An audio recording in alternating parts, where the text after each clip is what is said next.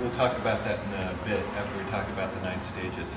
And then the second half of class, we get into the applied part of applied meditation, what to meditate on, which is the Lama, or stages of the path. And the great thing about the Lama is like every Buddhist teaching you get fits in there somewhere. It's so cool, and it's a big thing in this tradition. But anyway, let's talk about the 9 traditions. Just to remember the problems and corrections, okay? Problem was, I don't feel like meditating. So you generate faith in it, you decide you want that, you make efforts, then you get shinjang, you become awesome, all right? Or the bliss of practiced ease, all right? Next thing, you can't stay on the object, all right? So the correction is you use recall, the power of recall, drenpa, to just keep bringing your mind back to the object over and over and over again. Once you're good at that, next you're working on the quality of your meditation. You're subject to jingyuwa. You're subject to agitation and dullness. For that, you need watchfulness, or sesshin, to try and brighten up your mind when it's dull, and to bring your mind down when it's too okay? And then we talked about, okay, so the other thing. So anyway, you do those 8 things to fix the 5 problems, and you work your way through these 9 stages. The very first stage, and the first 4 stages, the ones on this page, all have to do with bringing your mind back to the object. And the first one is Sem Jokpa. Say Sem. Sem. Jokpa. Jokpa. Okay, Jokpa is placing the mind, or putting something, you know, Jokpa, a cup on the table. Sem is mind. So this is called placing the mind. This is step number 1. You sit down, you're trying to focus on something, and it's like, okay, I'm supposed to be meditating on this. And then your mind goes off to breakfast, to what you have to do today, to everything else, and then you go, oh yeah, you know. So it's kind of like a line. Your time on the object is like a line that just has a few dots, you know. During your session, it's like you're back on the object just a little bit, okay? So this is just placing the mind, trying to get the mind to sit on the object, okay? When you get a little, and I should say about this, and do read the description, because Je Tsongkapa is really great in describing what these are like. You're actually off the object more than you're on the object at this stage, okay? So cut yourself some slack. This is where everybody begins, all right? Just little dots. Then, when you get a little bit better, you're actually able to stay on the object for a little bit longer. You get to Gyundu Jokpa. Say Gyundu? Gyundu Jokpa. This means placing your mind in a stream where the amount of time you're staying on the object is a little bit longer, okay? In the text it says about the time it takes to do a very short mantra on a rosary, you know. I don't know, if you get that, you're doing pretty good, because it takes, I don't know, 3 minutes. No, not that much, depends on how short the mantra is. But you're able to stay on the object for a little while, and then your mind goes off, okay? And Je Tsongkapa is really kind in this book. He says, when you start meditating, you're going to think your mind is terrible. I can't do anything with my mind. I can't stay on the object for any length of time. And he says, no, you're just aware of it now. Now you know what's going on. You see the problem, okay? So you might think that your mind's getting worse when you first start meditating. So here we are, placing the mind in a stream. You can stay on for a little while, but then it jumps off again, all right? So the next step is Lente Jokpa. Say Lente Jokpa. Lente Jokpa. Lente is a patch, like a monk's robes are supposed to be made of patches, lente. But now you have to like go to a special seamstress who knows how to sew perfect patches together, and you know, it became a uniform. It's just the way it goes. But this is called placing patches, okay? You're mostly on the object, but then you fall off just a little bit, okay? So you're patching all the gaps here. Once you've patched all the gaps, you get to Nyewar Jokpa. Say Nyewar? Nyewar Jokpa. Jokpa. This is called close placement. Your mind is closely placed on the object. So now you can sit down and pretty much stay on the object for the entire length of your meditation, which is really awesome. The bad thing is, and that's what these wavy lines mean, is the quality can be lousy. You're really agitated, you know, your mind is like you're on the object, but it's really unsteady. You're like that Pomeranian jumping around on the couch, you know, it could jump off anytime, you know. Or you get dullness. You draw yourself too far into your mind and you just get sleepy and dopey. You're on the object, but you're like, yeah, dude, right on. I'm on the object, you know. Not bright. You don't have that clearness. All right. So at all of these stages, you're working with Drenpa. Like I said, you just keep bringing your mind back to the object over and over again, and then eventually get to the place where it's not jumping off. Okay, which is great. During this whole time, your fixation, your ability to stay on the object is increasing. That's the Nelcha. You still have dullness and agitation while you're on the object. So that's 4 of almost half of the 9 stages is just keeping your mind on the object, okay? Number 9 is, which we'll get to, is you're done. You have shamatha, you have shine. You're a perfect meditator. So how do we get there? Obviously, we're working on quality now. What's the part of your mind that watches quality? What do they call that? Ascension? Sheishin. Sheishin. Yeah, good. So Sheishin is watchfulness.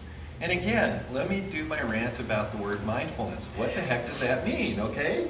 You know, are we talking about bringing the mind back to an object, that kind of mindfulness? Are we talking about fixation, Nelcha, keeping your mind on the object? What does mindfulness need? As I posted to some friends on Facebook tonight, if someone says mindfulness around me, I'll probably smack them, so be mindful of that. Anyway, so here, we're working with recall, Drenpa, and we're working on Nelcha. By the way, we'll see later when we get into Lam Rem. Drenpa, bringing the mind back to the object, is exactly the same word we use when we're talking about keeping our Buddhist morality, keeping our vows, or just trying to be basically decent and avoiding the 10 non-virtues. Drenpa is remembering what we should be doing. All right, during the day. So, questions about that? Experiences? Does this match up with anything? You got, yeah? Yeah, absolutely. Absolutely. And I noticed, I think you might have mentioned it before, that when I meditate in a group, it becomes easier to move down that list. Mm-hmm. You know, like a lot of times if it's late at night and I'm a little sleepy, man, I'm in stage 1. But if I'm with a group of people, or if I'm leading a group, I can usually get into maybe even stage 3. Yeah. Yeah, it's like that. It's like that. When you're in a group, you know, you're sitting here thinking, it's like, all these great meditators around me, you know, I gotta do better. Maybe not in so few words, but you try harder, right? Now, little do you know that everyone else is struggling as well. Maybe we're doing worse than you are. They might be meditating about a spreadsheet they're working on or something at work. Or, you know, you don't know that. You don't know that they're not. But being in a group like that where everyone thinks, man, there's all these great meditators, I've got to do better. So group retreats help a lot of that. You have a lot of people together for, you know, a common purpose, and it ups the ante for everybody. But then again, there's really great things about solo retreat. In group retreats, if you're meditating a lot, you can become really sensitive, and the other people really start to annoy you. Just because you're working on your mind, it's like, that person over there is humming. That person has tea on the carpet. They said we're not supposed to have tea, you know. So there's good and bad for both of them. Try them both, you know. I'd really like us to arrange a group retreat, and it'd be great to do it with the Santa Cruz crowd too. So, like Bakersfield is halfway in between, and I've got a friend in Bakersfield. Maybe we'll find a place to do a retreat in Bakersfield. It's just 4 hours for both of us, right? Oil field retreat? Yeah. That would work. Well, they have nice things out there. All right, continuing down the stages. So now we're working on quality. The next step is called taming the mind. Say Dowa. Dowa. Jepa. Okay, Jepa. All of this is making it. Make it so. Okay, Jepa is make it so in Tibetan. Jepa, number 1. And Dowa, or Dowar, this is... you may remember that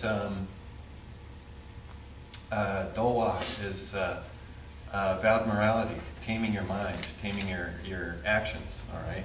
So Dolwa, this is taming the mind, all right? When you get to this place, all right, remember fixation is already taken care of.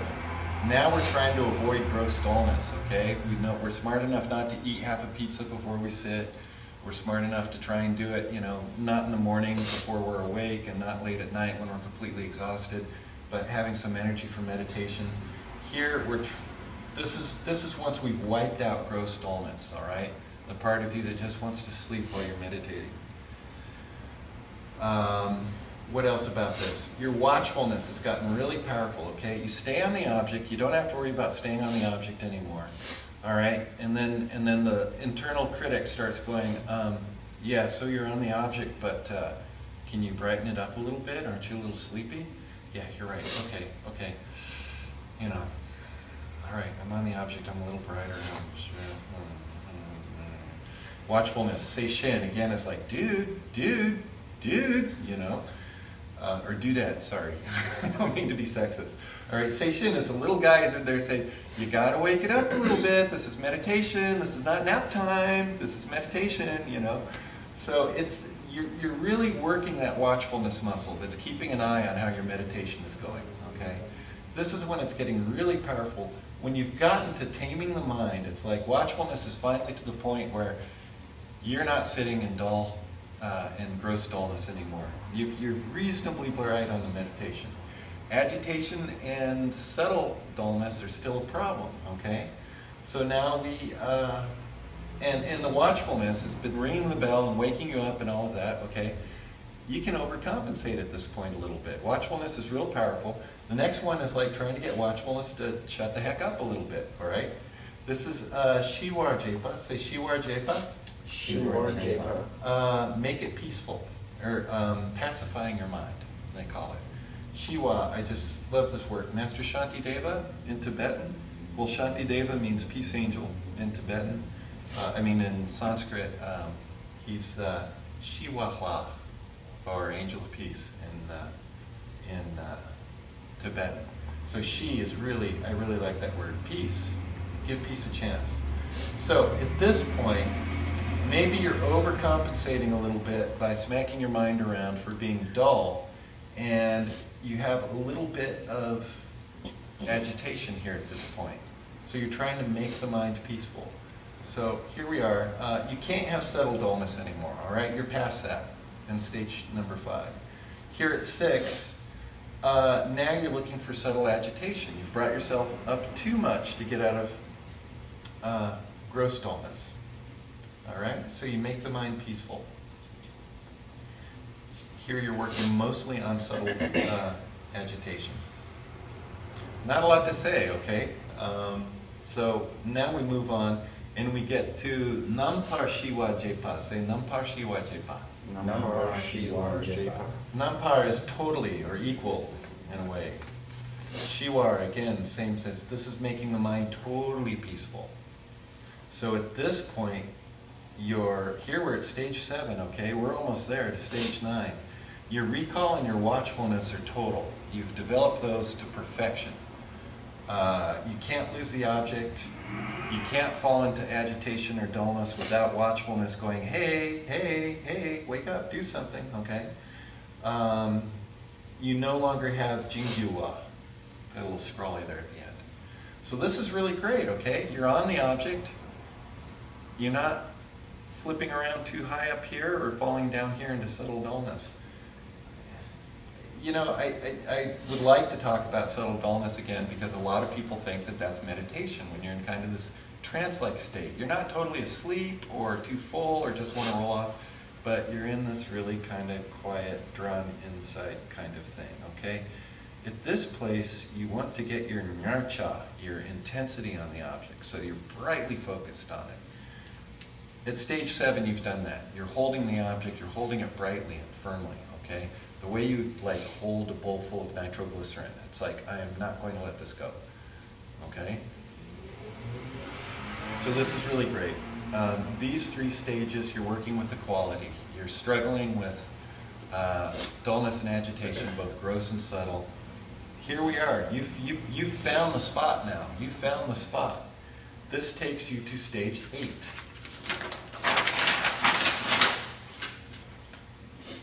Se chiktu Se Chitu depa. Jepa. Se chiktu depa. Okay? Chik is one, say make, and jepa, make one pointed. All right? This is kind of a result of the others, actually. Your mind is one pointed. You're focused on that object. It's bright, it's clear, it's intense. It's all there is in the world. Something I want to say about meditation that I don't think I've mentioned before.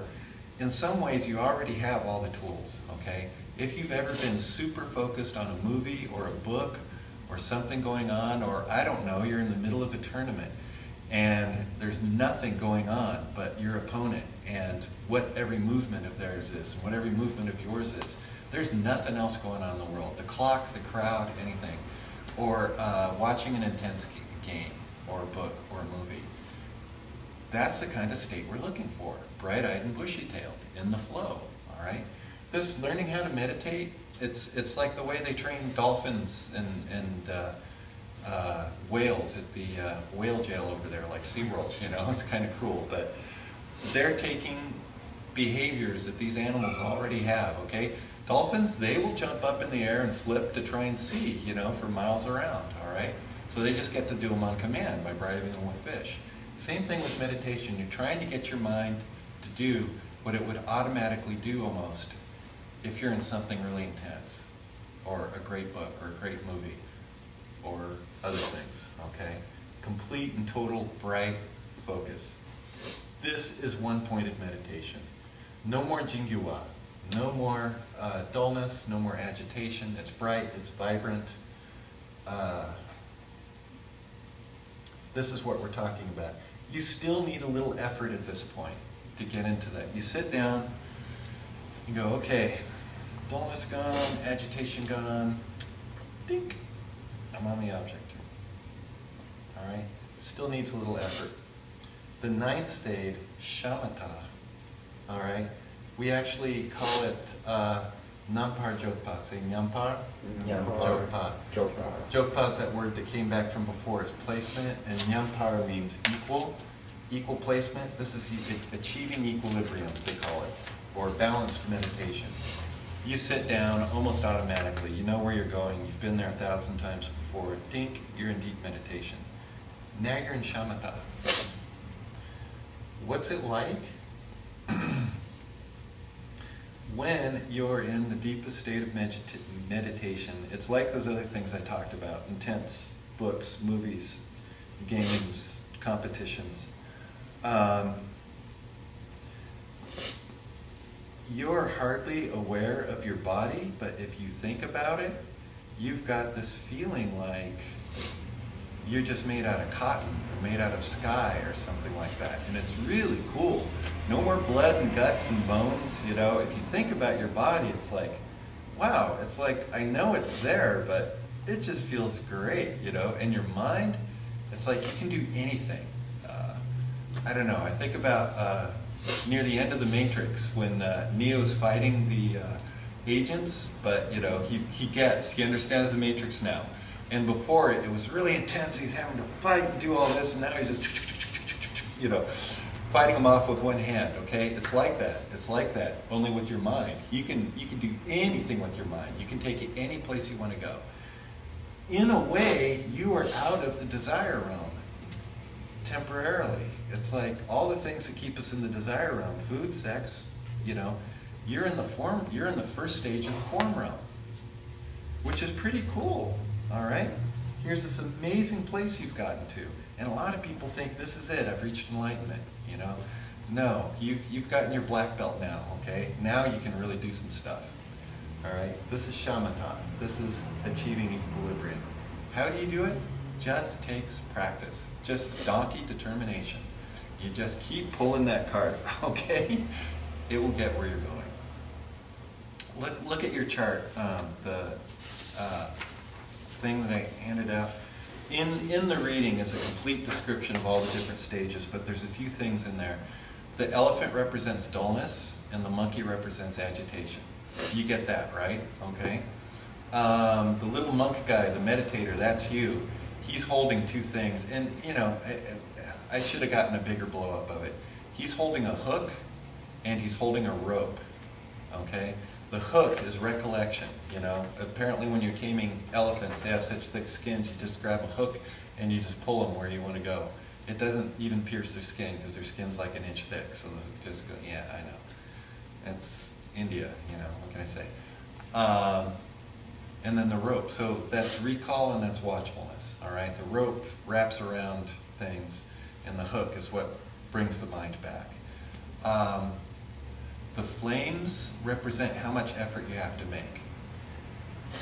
The different turns, those are getting around the 5 problems. So there's like 5 turns in there. And again, there's a full description written by Trijang Rinpoche that's in your reading. And all the numbers are labeled. On this printout, I couldn't even find all the numbers. So, you know, I should have printed a bigger one. What else is in there? I didn't make a copy for myself. Oh, at the very top, you'll see this guy flying in the sky, holding onto a piece of cloth. That's that physical bliss that you feel like when you finally reach meditation. Oh, and I guess it should be obvious, but like the blackness of the animals, the monkey of agitation and the elephant of dullness, as they get more and more white, that shows agitation and dullness disappearing. So when they're white completely, meditation or agitation and dullness are gone. At some part in the trail, the monkey is left behind. It's not even there. You don't even have agitation anymore. So it's a cute little mnemonic, and if you live in a country where there's elephants and monkeys all over the place, then it's really easy to remember how to meditate, all right? So it's just a tradition. You see that everywhere. You see different versions. There's one with a monkey, an elephant, and a bird, you know. So do go into the reading and read what Trijang Rinpoche, how he describes every element in there. He talks about, oh, and this thing represents the 5 senses, which are the things that are always causing agitation. You hear something, you taste something, you smell something. Your mind just a little bit goes that way instead of focusing on your meditation. That's in the lower, I think there's like a castle or a house in the beginning that should have 5 ports, and that's the 5 senses. That's sensory stuff coming in. Yes, question? Is there a rabbit riding on the elephant at some parts? You know, I don't remember a description of the rabbit.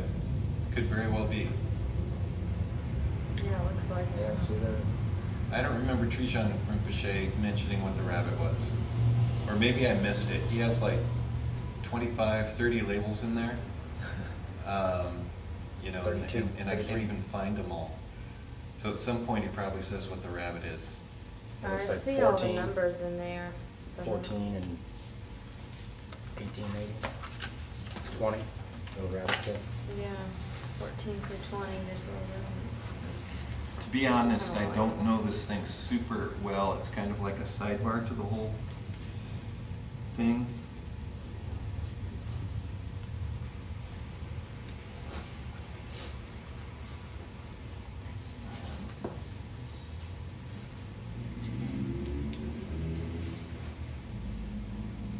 Do read the reading, you guys. It's awesome.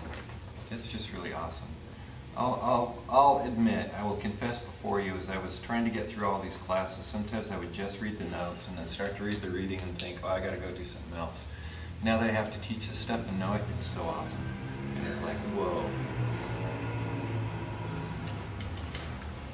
It's nice having it in the computer too, because then you can do a search.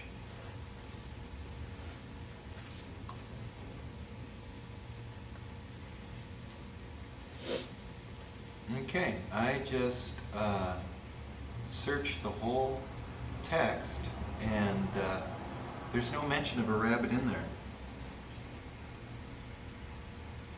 Pesky wabbit? Yeah, I see a rabbit riding on the elephant. What's up with that? Might be label number 14. You know what? I'll check during the break.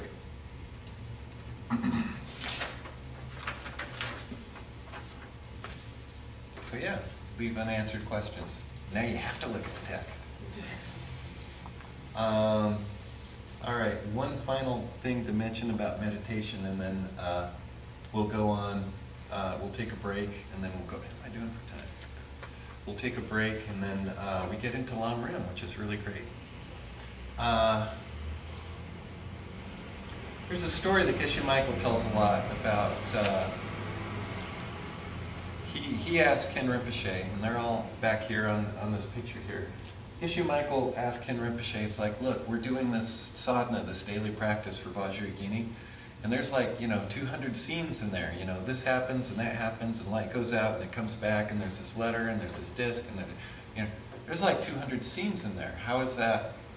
Can you practice single-pointed meditation, like work your way through the 9 stages, when you're doing this thing that's all over the place? And Ken Rinpoche says, that's a good question. My teacher's coming, I'll ask. So either Ken Rinpoche went out to see Trijang Rinpoche, or Trijang Rinpoche, I think he probably went out to India, and he asked Trijang Rinpoche. Now remember, Trijang Rinpoche is a tutor of His Holiness the Dalai Lama, okay? So that's where this stuff's coming from.